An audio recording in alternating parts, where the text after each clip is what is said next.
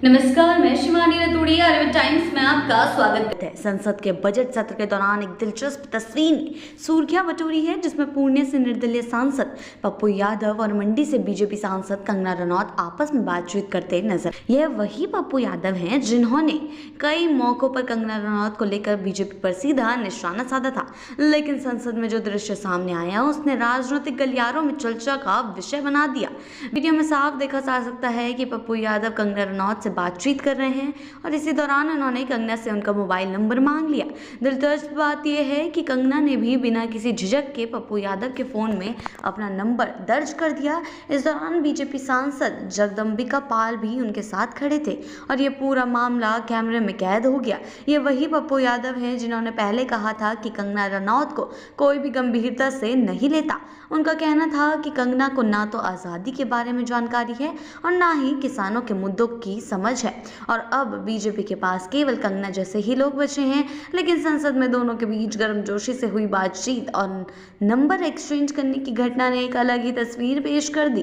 पप्पू यादव सांसद में लगातार मोदी सरकार पर हमलावर रहे हैं। उन्होंने बिहार से जुड़े कई अहम मुद्दे सदन में उठाए, जिनमें बीपीएससी, परीक्षा विवाद, बढ़ता अपराध, सीमांचल और मिथांचल के जमीनी मसले शामिल हैं। वहीं दूसरी ओर कंगना रनौत बीजेपी की मुख्य समर्थक रही हैं और कई बार अपने बयानों के कारण सुर्खियों में रही हैं। ऐसे में जब इन दोनों नेताओं की मुलाकात और बातचीत कैमरे में कैद हुई तो इसे लेकर राजनीतिक गलियारों में चर्चाओं का दौर तेज हो गया। इस पूरे मामले ने कई सवाल खड़े कर दिए हैं। क्या ये सिर्फ एक औपचारिक बातचीत थी या फिर इसके पीछे कोई राजनीतिक समीकरण छिपा था? क्या पप्पू यादव का कंगना को लेकर बदला हुआ रुख किसी नई रणनीति का हिस्सा है? राजनीतिक विश्लेषक इस मुलाकात के मायनों को समझने में जुटे हुए हैं, लेकिन सोशल मीडिया पर यह वीडियो वायरल हो चुका है और लोग इसे लेकर तरह तरह की प्रतिक्रियाएं दे रहे हैं। लोगों को लग रहा है कि कोई नए समीकरण बनने की ओर जो पप्पू यादव है वो अग्रसर है, इसीलिए वे कंगना रनौत के साथ एक नई शुरुआत करते हुए दिखाई दे रहे हैं। कुछ इसे सामान्य मुलाकात मान रहे हैं तो कुछ इसे राजनीति से जोड़कर देख रहे हैं।